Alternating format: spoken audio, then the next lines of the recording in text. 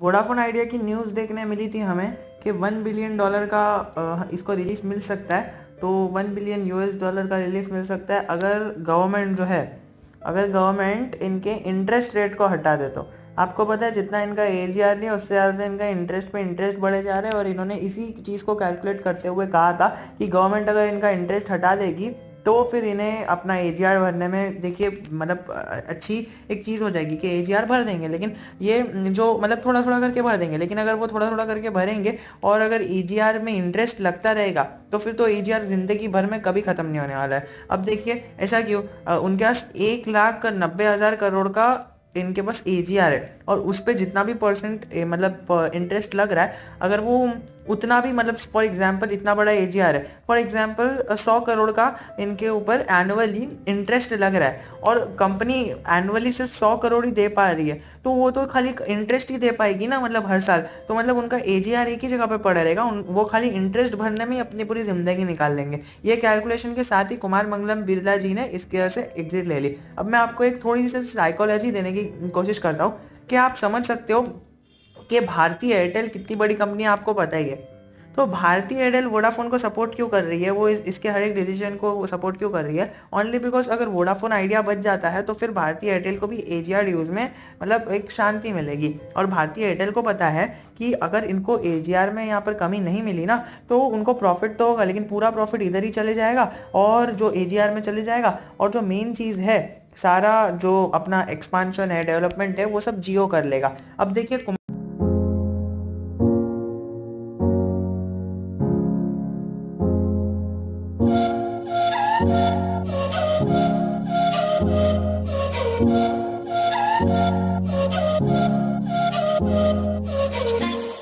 मंगलम बिरला जी ने एग्जिट ले लिया ताकि उनके जो बाकी कंपनीज है, हिंडाल्को जैसी बड़ी बड़ी कंपनीज, उस पर इफेक्ट ना पड़े। और वोडाफोन का जो यहाँ पर यूके बेस्ड ब्रांड है वोडाफोन, मतलब जो ऑफिशियल वोडाफोन है, वोडाफोन आइडिया नहीं, वीआई नहीं, लेकिन जो जनरल वोडाफोन जो ब्रांड है ना यूके बेस्ड का, उधर से उनकी जो मेजर कंपनी है, होल्डिंग कंपनी है, उन्होंने भी इन्हें फंड देने से मना कर दिया। अब दोनों तरफ से इसको मनाही मिली जा रही है, और हमारे रिटेल इन्वेस्टर्स है वो समझ नहीं पा रहे हैं कि इसके अंदर एंट्री मतलब इसके अंदर क्या चल रहा है। इसीलिए तो मैंने वीडियो बनाया। अब मैं टोटली रॉन्ग हो सकता हूँ, बट आप मेरा एक बार व्यू समझ लो, फिर बाद में आपको पता चल जाएगा कि इसके अंदर इन्वेस्ट करना है या नहीं करना है। मैं सबसे पहले आपको बताऊंगा कि कुमार मंगलम बिरला जी ने एग्जिट ले लिया ताकि आगे वाली कंपनीज को वहाँ पर वो ना हो पाए। एयरटेल इसको सपोर्ट कर रहा है ताकि एयरटेल को पता है कि अगर ये वोडाफोन चले जाएगा तो हम भी कहीं ना कहीं डूब जाएंगे। बिकॉज देखिए हमारा पूरा पैसा एजीआर भरने में चले जाएगा, और जो यहाँ पर एक्सपांशन है वो जियो कर लेगा। वोडाफोन जो इसकी मेन कंपनी है यूके बेस्ड, वो भी इसे हेल्प करने से मना कर रही है,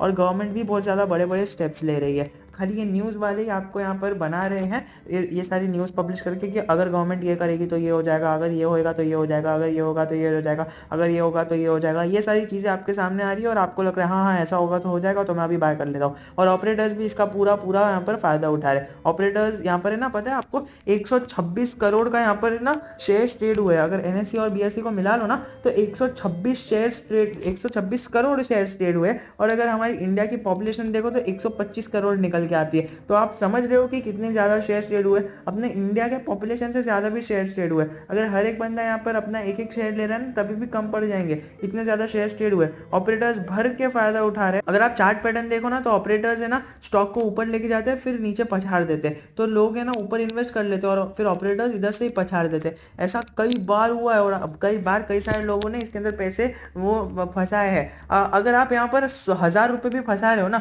अगर फॉर एग्जाम्पल आपने ऊपर 1,000 रुपये मतलब बाय किए तो और नीचे आ गया, तो आपके 1,000 रुपये मतलब हज़ारों लोग के 1,000 रुपये कितने ज़्यादा हो जाएंगे वो आप कैलकुलेट करके देख लेना। मैं आपके सामने कैलकुलेट कर लेता हूँ। 1,000 इंटू 1,000 वो यहाँ पर अराउंड अराउंड हो जाता है 10 लाख। तो आप समझ सकते हो कि 10 लाख शेयर्स, हाँ खाली शेयर्स। तो आप शेयर्स को हटाकर इसमें प्राइस डाल तो आपको पता चल जाएगा कितना गंदा इसके अंदर स्कैम हो जा रहा है। तो आपको तो लगता है कि मेरे तो 1,000 शेयर्स ही गए हैं, लेकिन जो पीछे गेम खेला जा रहा है वो अलग ही है। अब मैं टोटली गलत हो सकता हूँ, वी डोंट नो कि यहाँ पर इंटरनल न्यूज़ क्या है या फिर कुछ भी है, लेकिन कोई भी वोडाफोन का साथ नहीं दे रहा है। एयरटेल साथ दे रहा है बिकॉज उसको उसके अंदर खुद का फायदा दिख रहा है। अगर फॉर एग्जाम्पल अगर वोडाफोन इसके अंदर से वो हो भी जाता है, सर्वाइव हो भी जाता है, लेकिन फिर भी एक नई प्रॉब्लम आएगी कि उसका जो हमारा एजीआर तो गवर्नमेंट लूट के ही रहेगी, एजीआर गवर्नमेंट नहीं छोड़ने वाली है, एजीआर जो है वो गवर्नमेंट लेके रहेगी। अभी एजीआर ही 1,90,000 करोड़ का है, ऐसा नहीं है कि मतलब जो इसका मार्केट कैप है वो 20,000 करोड़ का है। और अगर ये पूरा अपना मतलब पूरी अपनी अस्तित्व ही खो देती है ना, तभी भी जाके इसको 10x भरना पड़ेगा। मतलब आप समझ सकते हो 20 लाख मतलब दो 20,000 करोड़ का इसका मार्केट कैप है और 2 लाख करोड़ इसको भरने हैं। मतलब इसने मार्केट से जितना भी पैसा उठाया खाली 20,000 करोड़ ही उठाया है और इसको भरना है 2 लाख करोड़।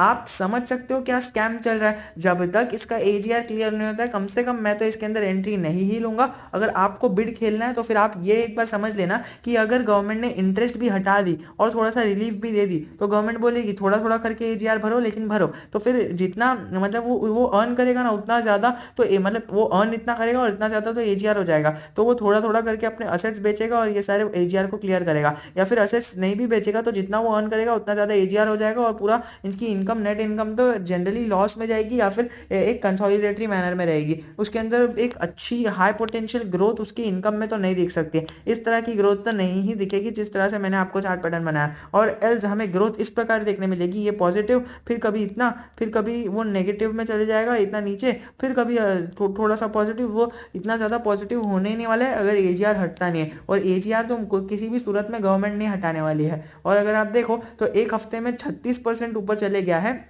आप ये एक हफ्ते में इतना ज़्यादा सर्ज हो चुका है ना, अब इसके अंदर और अपवर्ड मूवमेंट आएगी, फिर से ऑपरेटर्स इसको नीचे लेके चले जाएंगे। हमें सुप्रीम कोर्ट से इसका गलत मामला देखते हुए मिला था, उसकी वजह से 52 वीक लो को उसने टच किया था एंड तब से उधर उसने ना 6 दिन में हमारा 36% अपवर्ड मूवमेंट दी है। और अगर आप देखो तो एजीआर 1,90,000 करोड़ का है और इसका मार्केट कैप खाली 20,000 करोड़ का है। यही देख के मैं तो इसके अंदर से एंट्री नहीं ले रहा हूँ। और आप भी अभी आप कुछ भी कर सकते हो, वो ये कोई बाइंग और सेलिंग रिकमेंडेशन नहीं है। As per given the disclaimer in the video, मैं बीच बीच में डिस्क्लेमर देते ही रहता हूँ और हर एक वीडियो में आपको डिस्क्लेमर मिलेगा ही कि मुझे ब्लाइंडली कॉपी करने की कोई जरूरत नहीं है। शेयर होल्डर्स कितने पता है? 17 लाख शेयर होल्डर्स है। ये जो 17 लाख शेयर होल्डर्स है ना, वो उसमें से ना 15 लाख तो बिगनर्स होंगे और जो 2 लाख है ना, इनको पता नहीं होगा कि मार्केट में क्या करना है। इन्होंने खाली इन्वेस्ट करके रखा होगा या फिर ये लोगों ने ऊपर के लेवल पर बाय किया होगा। सो ये गलती आप तो मत ही करो। अगर या कल जाके इसका एजीआर हट जाता है तो अगर ये मुझे है ना अभी 12 रुपए में मिल रहा है, अगर मुझे 1200 रुपए पे भी मिलेगा ना, मैं इसको खरीदूंगा।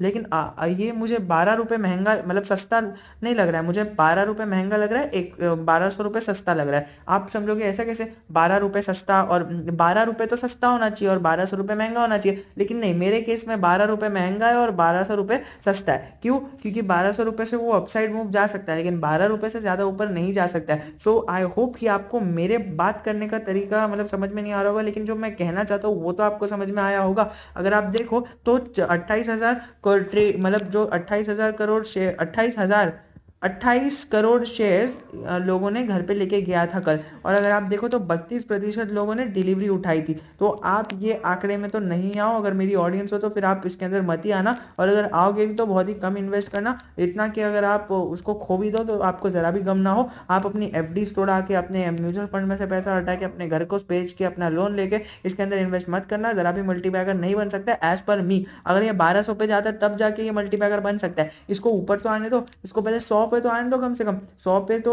ये दूर दूर तक नहीं आने वाला है। और अगर आ भी जाएगा तो हमें देखना ही होगा कि कैसा परफॉर्मेंस देता है। देखिए, मैं इसके बारे में इतनी बुराई कर लिया, लेकिन मैं आपको डिस्क्लेमर देना चाहूंगा। अगर आपने अभी तक इस वीडियो को देखा है ना, तो मैं आपको बताना चाहूंगा वोडाफोन आइडिया का सिम मेरे पास भी है, मैं खुद इसका यूजर हूँ। डेटाबेस बहुत ही अच्छा है और उसके प्लान्स भी बहुत अच्छे हैं। कंपनी ग्रो करने में, बिजनेस के मामले में बहुत अच्छी हो रही है, लेकिन जिस तरह का डेट है वो स्टॉक को ड्राइव कर रहा है नीचे आने के लिए। मैं हमेशा से कहता हूँ आप बिजनेस मॉडल देखो और एक्सटर्नल फैक्टर्स मत देखो, लेकिन बिजनेस मॉडल तो बहुत ही अच्छा है, एक्सटर्नल फैक्टर्स हमें थोड़ा सा ड्राइव करें।